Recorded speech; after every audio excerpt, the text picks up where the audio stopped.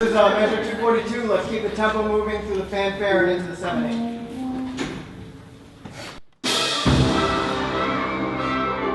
Music has always been the constant in my life.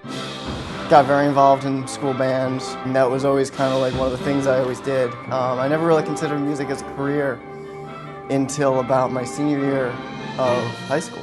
And there was one day in particular when my band director was out sick, and so the substitute asked if anyone would like to conduct and run through a few songs. And so I just remember that moment, just being up there on the podium, and suddenly it hit me. It's like, oh my God, this is all I want to do. One of the projects that I've been fortunate enough to walk into was, last year was the 120th anniversary of the University of Rhode Island. So it was my honor to write a new recessional for the commencement ceremony, which is called High Altitudes, subtitled, of course, Think Big, We Do. Just really celebrate the spirit of research and education and ingenuity and big thinking that I've really come to love here at the University of Rhode Island. You know, I think the best music comes from the most important parts of our lives. And I think each one of my pieces really represents something that's important to me. I have a congenital heart defect, which I was born with, so it's kind of been the other part of my life. And, you know, it's really influenced who I am as a person, and I would not trade that for anything else. And so through doing that, I got to meet and do a little bit of work with Senator Ted Kennedy. I really admired all his work with healthcare. And I was actually discharged from the hospital from a procedure on the day of his funeral. So we're driving home, and all along the highway there are these billboards erected for, you know, the senator with quotes and everything.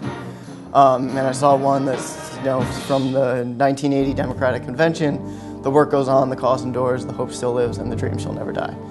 And those words, that moment, that was my inspiration to write American Dreams.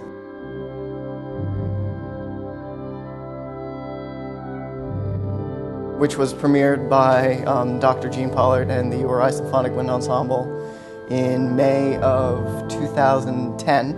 And it's been played numerous times, specifically by the Savannah River Winds, which is a prestigious concert band in South Carolina. I've been very lucky that I've had so many professors and so many people outside the university that have given me a chance to have my music get played.